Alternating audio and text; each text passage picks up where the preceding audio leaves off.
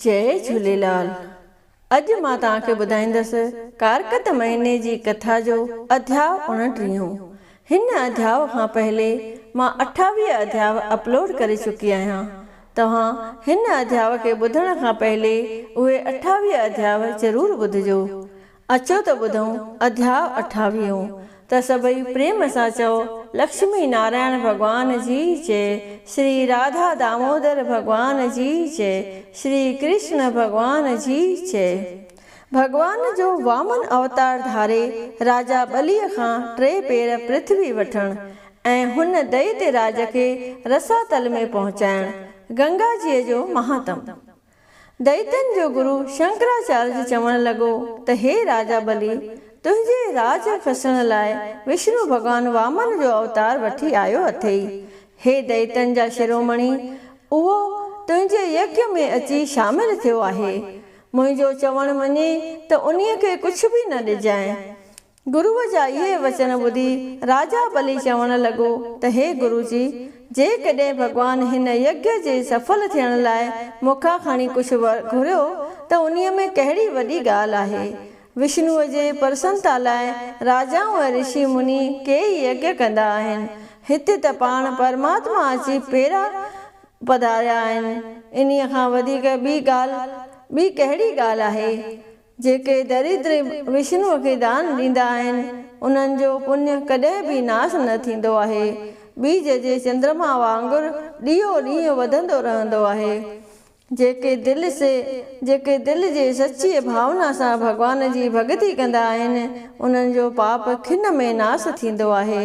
जीअं अग्नीअ जो तओ परियां बि पियो बासंदो आहे, तीअं हरिअ जो नालो मुक्ति बख़्शींदो आहे। जेको अहिड़ो श्रेष्ठ यज्ञ में दान कंदा आहिनि उन्हनि जो यज्ञ बि सफल थींदो आहे ऐं विष्णु भगवान बि उन्हनि ते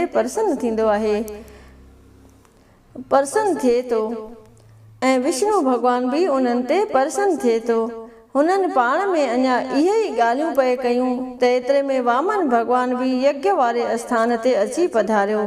राजा बलीअ वामन भगवान खे अर्घ ॾेई नेत्रनि में जल आणे वेनती कई त हे प्रभु, तव्हांजे दर्शन करण करे अॼु मुंहिंजो यज्ञ सफल आहे। मां पाण खे वॾभागी सम्झां थो। हे देव, कृपा करे ॿुधायो त तव्हांजो हिते अचण कीअं थियो आहे। वामन भगवान ख़ुशि थी चवण लॻो त हे राजा, जेकॾहिं तूं मूं ते सच्चीअ दिलि सां प्रसन्न आहीं त मूंखे तप करण लाइ 3 पेर पृथ्वी ॾे। वामन भगवान जा इहे वचन ॿुधी राजा बली चवण लॻुसि त हे भगवान, तव्हां मूंखां राज छो नथा घुरी वठो। राजा जा इहे वचन ॿुधी कपट रूप धारी विष्णु चवण लॻुसि त हे दैत्य राज, असांजो धन सां छा मतिलबु। शास्त्रनि में लिखियल आहे त खत्रनि खे घुर्जे त ब्राह्मणनि खे पृथ्वी दान कनि ऐं गुरु ब्राह्मणनि खे चओ त 1/2 हिसो तपस्या जो ॾियनि। हाणे मां तव्हांखे पृथ्वी दान जो महात्म थो ॿुधायां। हे राजन, कन ॾेई ॿुधो। विद्वान ब्राह्मणनि खे पृथ्वी दान करण करे हिन मनुष्य जो जनम मरण मोटिजी वेंदो आहे। सुपात्र खे दान ॾियण जो वॾो महात्म आहे। छो त कुपात्र खे दान ॾियण सिर ते चाढ़ण बार। जीअं कलर में बिज वञे बेहूदो बेकार।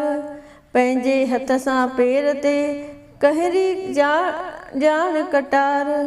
हेमा अजायो आजार पाइण खपे ना पांद में। बलीअ बनीअ में बिज वधे जीअं बीज जो चंद्र। दान सुपात्र खे ॾियण खीर अंदरि जीअं खंड। कटे कणे मंझि कीअं कोच थियनि, कणे मंझि कीअं केच थियनि। बूंद मंझि ब्रह्मंड, हेमा आनंद रूप अखंड। हुन दानीअ जा दुख कटे। सुपात्र ब्राह्मण खे दान ॾियण करे मन घुरियल फल प्राप्त थींदो आहे। उहे दान कंदड़ पिता ऐं पुत्र हिन लोक तोड़े परलोक में आनंद भोगींदा आहिनि। जंहिं पृथ्वी दान कई तंहिं ॼण की सभु कुझु दान कयो। जेको दरिद्री बेरोज़गार कुटुंब ब्राह्मण खे खेती करण वास्ते पृथ्वी दान करे थो, उन्हीअ खे गंगा जीअ जे कंठे ते 1000 अश्वमेध यज्ञ करण जो फल प्राप्त थिए थो। हे दैतराज, तोखे इन्हीअ बाबति हिकिड़ो इतिहास ॿुधायां थो, सो तूं कन ॾेई ॿुध। प्राचीन समय में भद्रमतीअ नाले हिकिड़ो ऋषि हूंदो हो, जंहिंखे 6 स्त्रियूं हूंदियूं हुयूं। हिक स्त्रीअ मां 40 पुट हुयसि, जुमिलो त 240 पुट हुयसि। भद्रमती मुनीअ खे एतिरो धन कोन हो जो पंहिंजे कुटुंब जी पालना करे सघे। ॾाढो ॾुखियो वक़्तु गुज़ारींदो हो। दिलि में चवंदो हो त दुनिया बिना संसार में जीअण अजायो आहे। निर्धन मनुष्य खे कोई बि कोन थो पुछे, ब्राह्मण हुजे तोड़े शूद्र हुजे, निर्धन ऐं दरिद्री किथे बि शोभा कीन की पाईंदो आहे। धनवान जी जिते किथे पूॼा थींदी आहे। कविता। पीउ पैसो पुट भी पैसो, जाल जर जेवर जमीन, धन बिना सब धूड़ शाही, धर्म थिए धन जे अधीन। पैसे बिना पुछंदो न कोई, हो त तुंहिंजे हाल खे, परम पद ऐं मोक्ष मुक्ति पैसे बिना मिलंदो तकीन।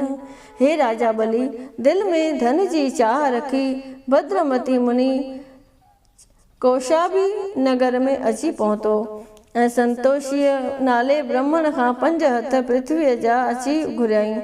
भद्रमती मुनीअ जो एतिरो सारो कुटुंब ॾिसी संतोखी ब्राह्मण खे दिलि में दया आई ऐं मुनीअ जी पूॼा प्रतिष्ठा करे उनखे 5 हथ पृथ्वी ॾेई हीअ मंत्र पढ़ियईं। पृथ्वी पुण्य रूप विष्णुअ जी प्यारी था चवनि, परमात्मा प्रलय उहा सभु देह धारी था चवनि। पृथ्वीअ जे दान सां परमात्मा प्रसन्न थिए। उत्तम हेमा दान हीअ शुभ ब्रह्मचारी था चवनि। इहो मंत्र पढ़ी संतोखी ब्राह्मण भद्रमती मुनीअ खे 5 हथ पृथ्वी दान कई, जंहिं करे विष्णु लोक में वासो कयईं।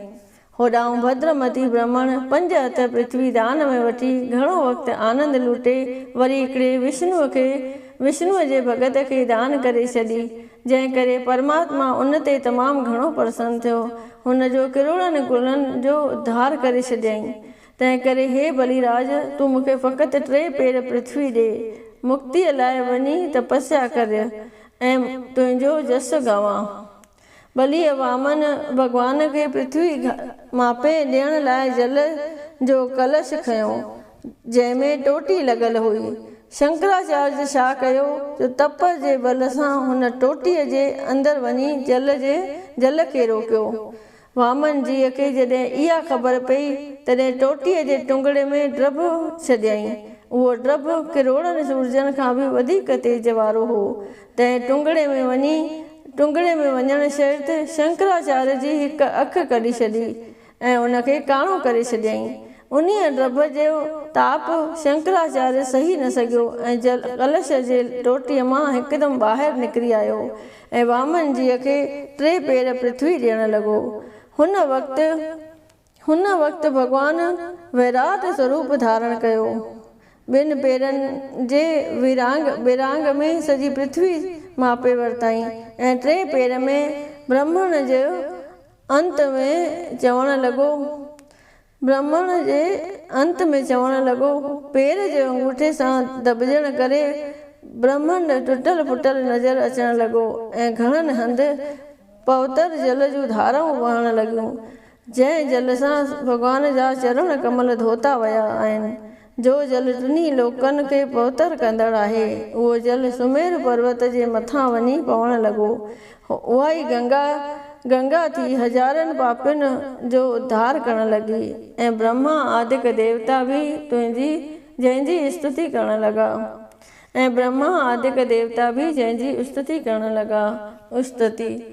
श्री सच्चिदानंद आनंद रूप निरंकार जगदीश ज्योति स्वरूप, तुंहिंजी ज्योति सब जीव ऐं जंत में, तूं ही आदि मध्य ऐं अंत में, तूं अंदर तूं ॿाहिरि तूं आकाश में, पतंग जा मिलाए जी प्रकाश में, पवन पाणी सिज चंद्र तारा मंडल हले तन तन ते थी तुंहिंजी आज्ञा अटल।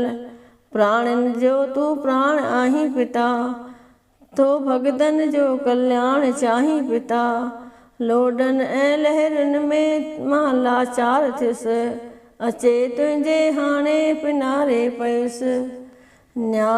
निवाजस जी कर का असां ते नज़र निवाजस जी कर का असां ते नज़र ॿुधी बल ॾे तूं मिठा कर महर। आयो दास तो में तुंहिंजे दर पही कजाए काज पूरा सोहाना सही। देवताउनि जी इहा स्तुति ॿुधी हुननि जे दुख दूर करण वास्ते ऐं पंहिंजे प्राण पालण वास्ते बलि दैत खे ॿधी भोगन समेत रसातल में पहुचायो। इहा कथा ॿुधी सोनक आदिक ऋषिश्वर श्री सूत जी खां पुछण लॻा त विष्णु भॻवानु विरोचन जे पुट बलीअ खे नागलोक याने रसातल में रसाए उते कहिड़ो आहार ॾिनो। श्री सूत जी चवण लॻो त हे सोनक आदिक ऋषियो, अग्नीअ में जा बिना मंत्र जे आहुति ॾिबी आहे ऐं अपात्र खे जो दान ॾिबो आहे, अपवित्रता सां जो हवन कबो आहे, उहो आहार राजा बलीअ खे ॾिनो अथमि। अहिड़ीअ तरह राक्षसनि खे रसातल ऐं देवताउनि खे सुर्ग लोक ॾिनुमि। एतिरो चई वामन भॻवानु वरी बालक रूप थी वियो। इहो अचरज ॾिसी सभई ऋषि मुनि देवताऊं भॻवान खे नमस्कार करण लॻा ऐं वामन सभिनी खे मोहित कंदो तपस्या करण हलियो वियो। विष्णुअ जे पेर सां उत्पन्न थियल गंगा जीअ जो अहिड़ो प्रभाव आहे जंहिंजे फ़क़ति सिमरण सां करोड़नि जन्मनि जा पाप हिकु खिन में भस्म थी वञनि था। हज़ारनि न पर करोड़नि ऐं असंख्य मानुषनि जा हॾा गंगा जीअ में पवनि था, जे पवण सां पवित्र थी वञनि था। गंगा जल जे हिकिड़ी बूंद सेवन करण करे जम जा दूत वेझो अची नथा सघनि ऐं इन्हीअ पुरुष जो अणपुछो उद्धार थिए थो। जेको हिन अध्याय जो पाठ कंदो तंहिंखे 1000 अश्वमेध यज्ञ जो फल मिलंदो। इन्हीअ में को बि संदेह कोन्हे। पद्म पुराण मां कारकत महात्म भॻवान जो वामन अवतार धारे राजा बलीअ खां 3 भेर पृथ्वी वठण दैतन खे रसातल में पहुचाइण ऐं गंगा जीअ जे महात्म बाबति 29 अध्याय संपूर्ण थियो। सभई चयो लक्ष्मी नारायण भॻवान जी जय। श्री राधा दामोदर भगवान जी जय। श्री कृष्ण भगवान जी जय।